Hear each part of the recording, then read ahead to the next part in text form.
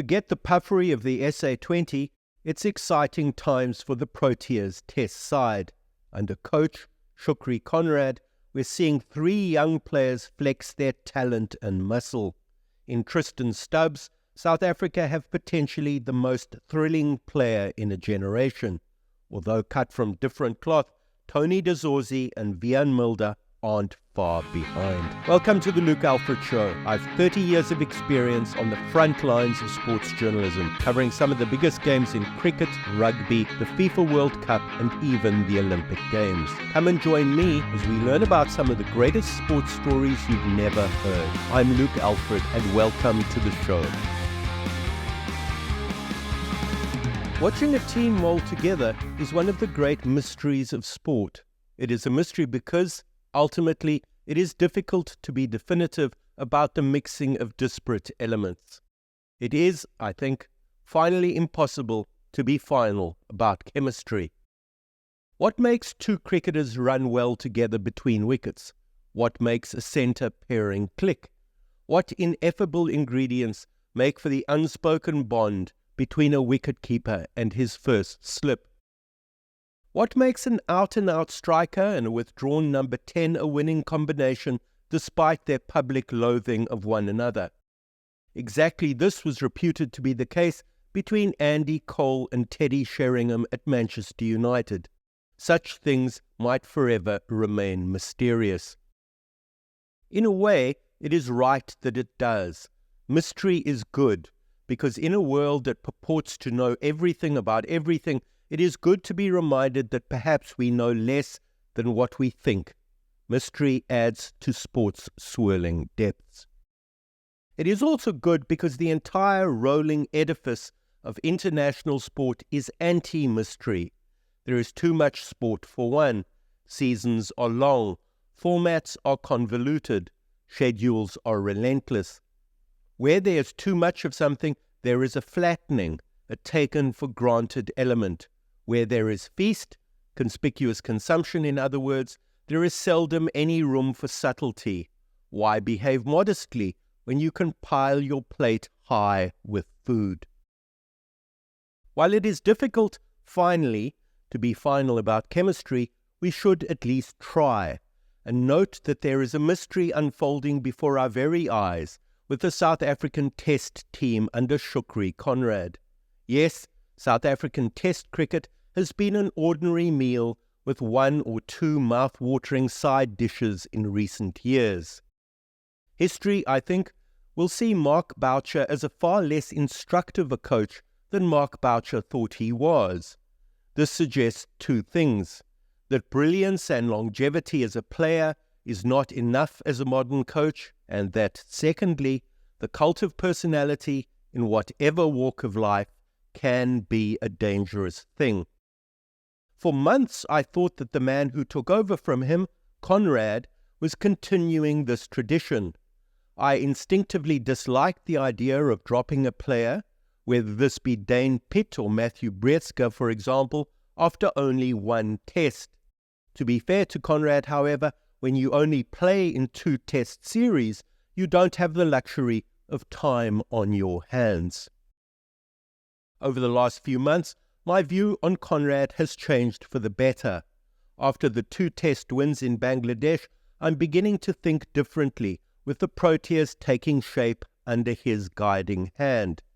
The sample size is small, admittedly: 2 tests against India, 2 tests against New Zealand, 2 against the West Indies, and those 2 against Bangladesh. The tests against New Zealand, both losses, won by 281 runs, can be discounted, incidentally, because they were played with an understrength side. Most of the first-choice Proteas were otherwise engaged with the 2024 edition of the SA20, so Neil Brunt captained the side that had Seppo Morekhi, Reinhard van Tonder and Clyde Fortuin in it.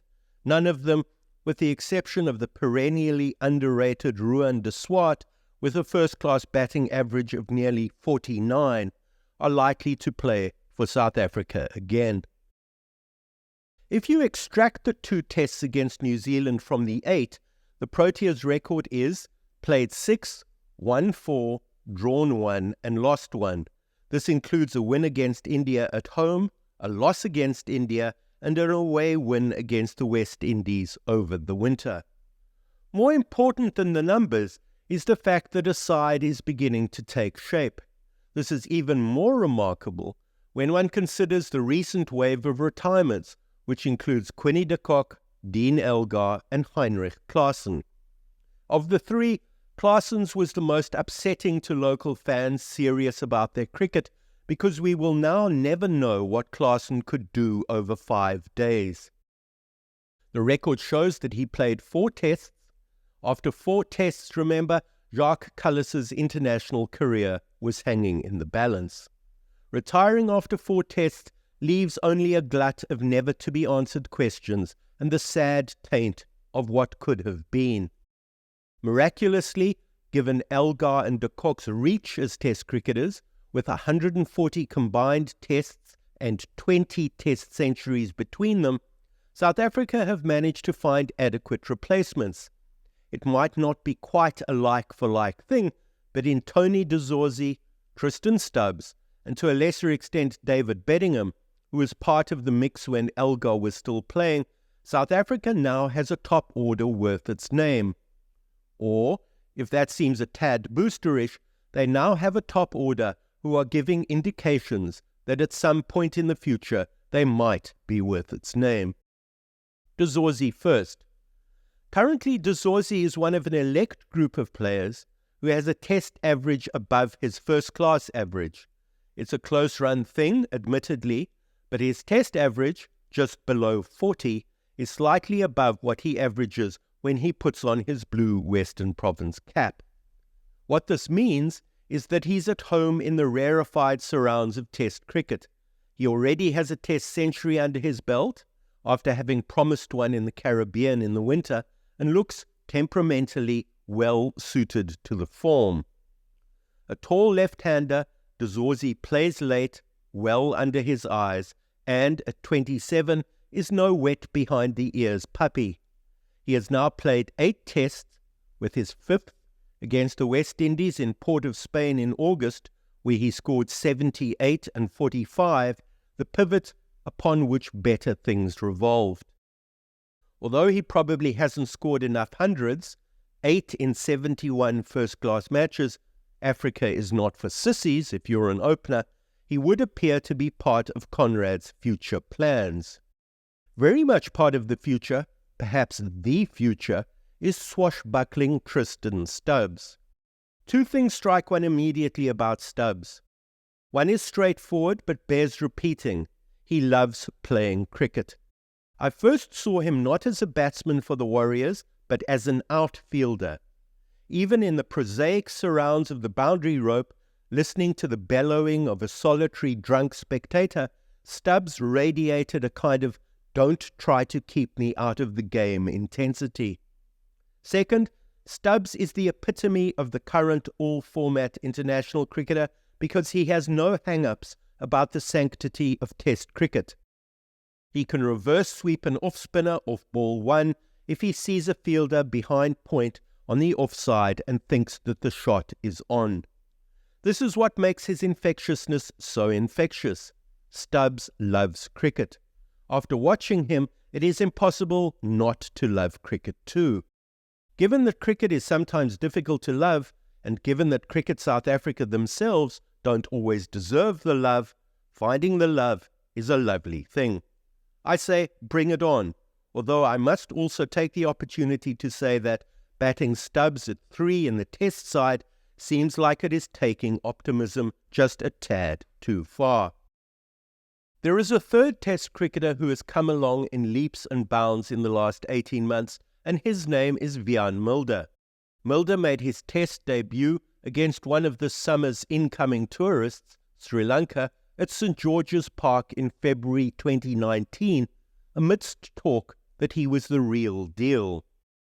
5.5 years and 16 tests later, Mulder might yet be the real deal, although successive coaches, Otis Gibson, Boucher and Conrad, have at various times not been entirely convinced that this was in fact the case.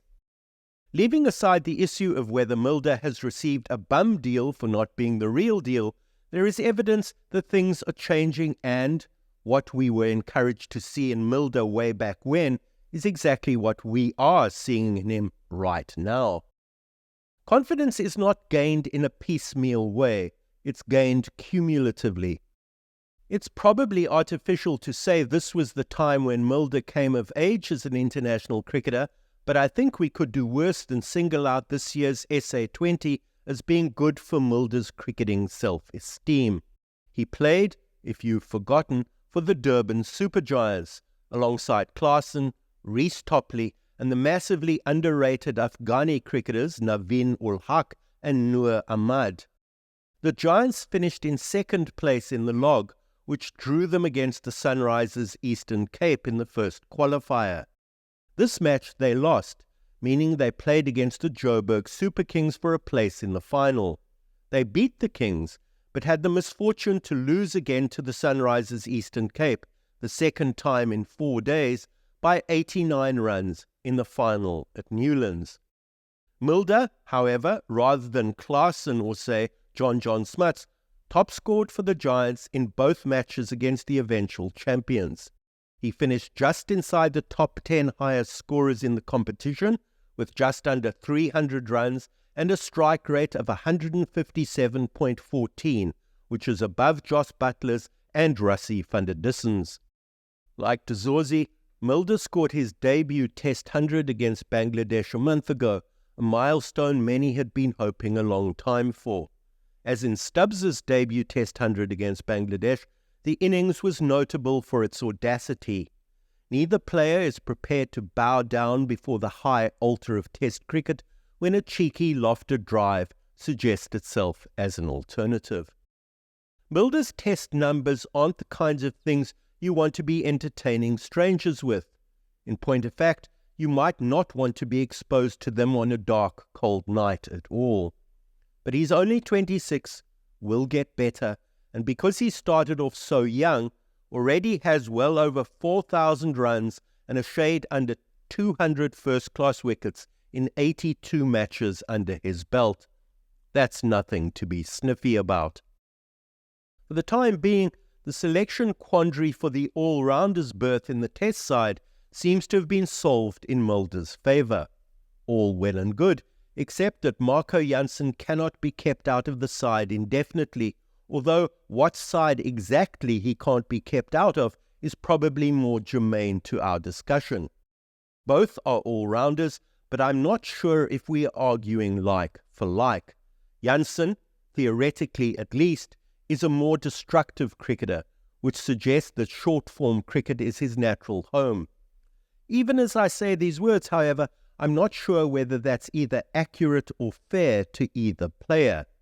Jansen is certainly the incumbent in the ODI side, while Mulder, for all his T20 growth, seems the more classically orthodox cricketer.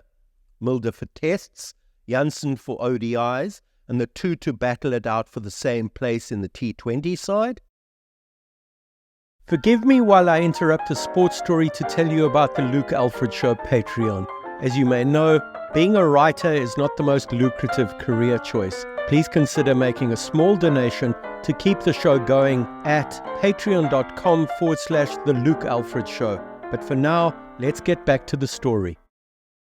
While De Zorzi, Stubbs and Mulder are playing exciting cricket, tinged with white ball adventure, we shouldn't get too far ahead of ourselves. Getting too far ahead of ourselves only means that we'll come back to ourselves and sober up, giving you the kinds of opinions in which you can trust. Getting so far ahead of ourselves is not actually about ourselves at all. It's about the Protea's Test team and the fact that, while they're exciting, they are way off the finished article. Take my concerns. Were I a younger man, I would have sleepless nights about Kyle Verreynne. If I got to thinking about Ryan Rickleton as well as Verreynne, I might go for days on end without sleep. Add Temba Bavuma to the mix, and I'd forgo sleep entirely, living on a diet of strong black coffee and statistics that, when stared at for too long, would make me want to cry. Verreynne needs to tighten up despite all his hand-eye gifts, while Rickelton needs to do exactly the opposite. He needs to loosen up. He, like the young Western Province wicketkeeper, clearly has prodigious gifts. We've seen his form in the SA20 to know all about his talent, except that this talent is seldom in evidence in the Test arena, where he seems circumspect. I said earlier that white ball cricket, particularly 20-over cricket, has clearly been good for Mulder. I think it's exactly the opposite for Rickelton. The freedoms of T20 cricket are in stark contrast to the rigours of Test batting. In Tests, you might take 15, 20 balls to score a run. You might not score a run or score a boundary for close to half an hour. This seems to weigh heavily on Rickelton. Hopefully he will find a way to reconcile his anxiety to the long-form format. Rickelton might not be in the Test side if Bavuma were in it, although that might be moot. We talked earlier about the left-handed Rickelton needing to loosen up. The same might apply to Bavuma. He might loosen up those hamstrings for a start. He might loosen up those quads. He might go on an entire loosening up exercise. Having missed both Tests in Bangladesh, Bavuma is now missing as much as he's playing. He turned 34 in May, so injuries, which have already blighted his career, are going to become more regular. Maybe he needs to concentrate on playing ODI cricket, where his recent record has been excellent. Spare a thought in all of this for Conrad and white ball coach Rob Walter and the powers that be at Cricket South Africa.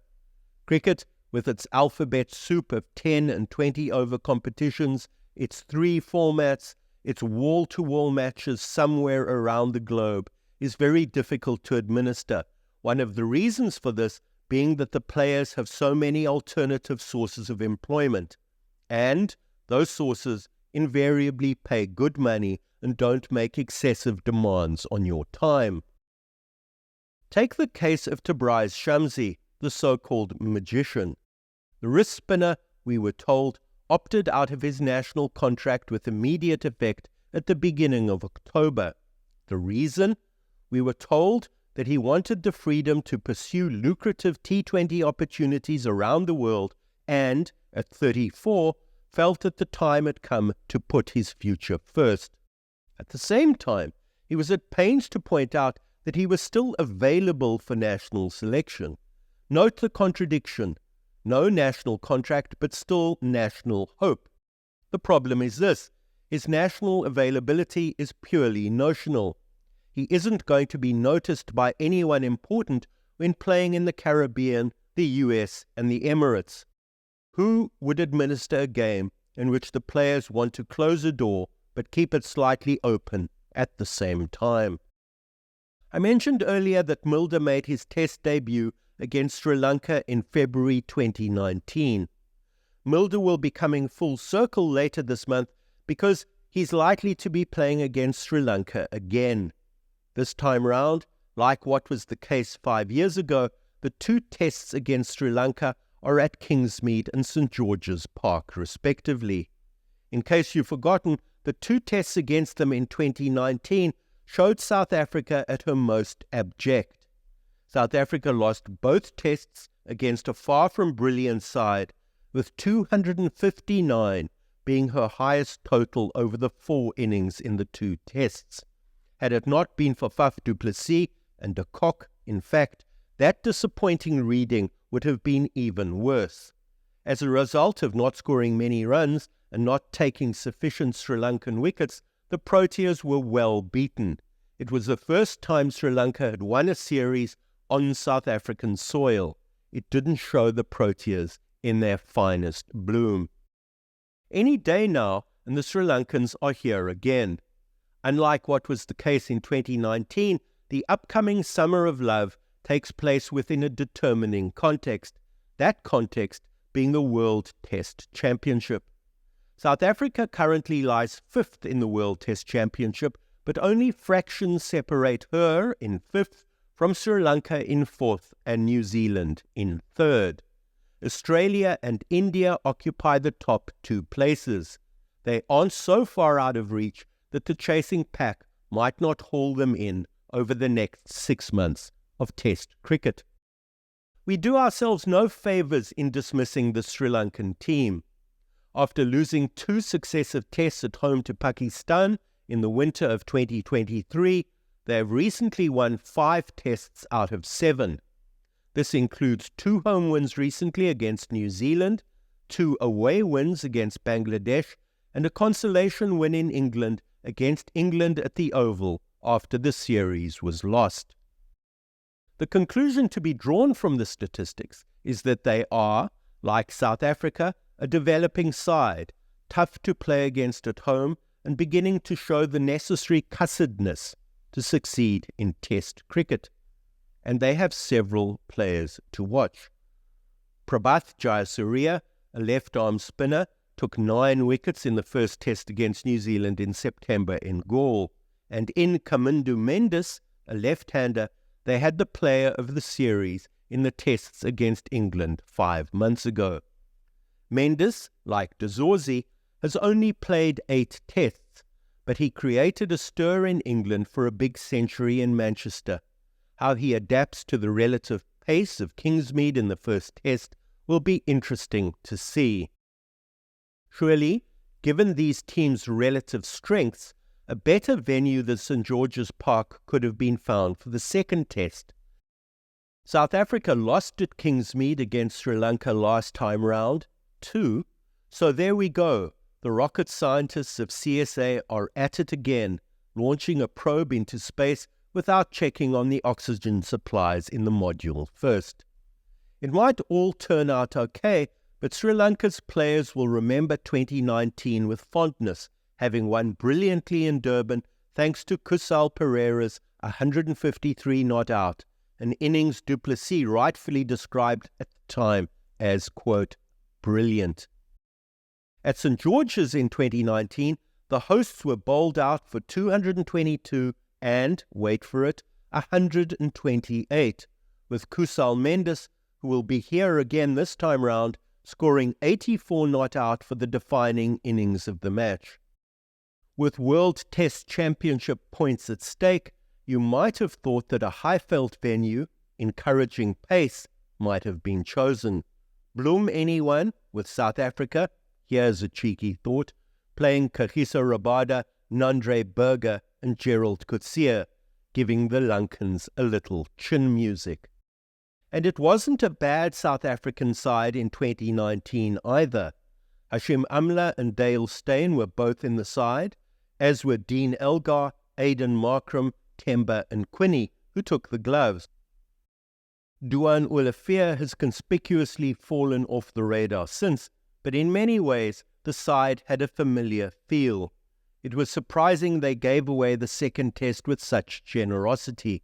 Let's hope it doesn't happen in the same way again. Pakistan follows Sri Lanka to these shores and, amongst our featured players, de Zorzi, Stubbs and Mulder, the 3 only have 1 Test against Pakistan between them. Mulder played a one-off Test against them in Rawalpindi in 2021 and will be keen, this time, to play in conditions that are more familiar. So too will de Zorzi and Stubbs, players who are committed to making the Proteas a respectable Test side once again. If you enjoyed this episode of The Luke Alfred Show, please give me a 5-star rating. As an independent creator, this podcast is made possible through your support.